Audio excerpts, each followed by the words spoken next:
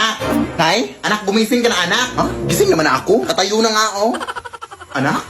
Anak! Uy, gumising ka, anak! Ano nangyari sa'yo? Anak! Gumising ka! Huwag mo iwan! Gumising ka!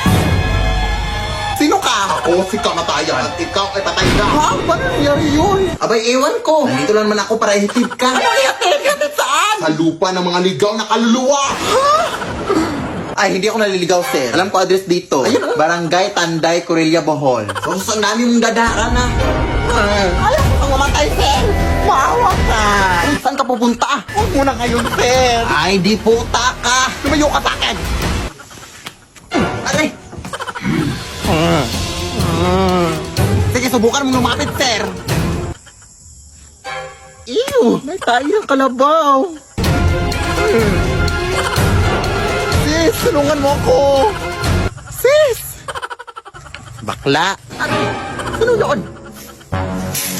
Ha? Hiya ka. Hindi kita inaano, ha? Walang hiya ka. Uy. Sir, teka lang. Pagod ako kakatakbo. Sige na nga lang. Buti naman at napagdesisyonan mo na. Eh, mapamilit ka eh. Tara na.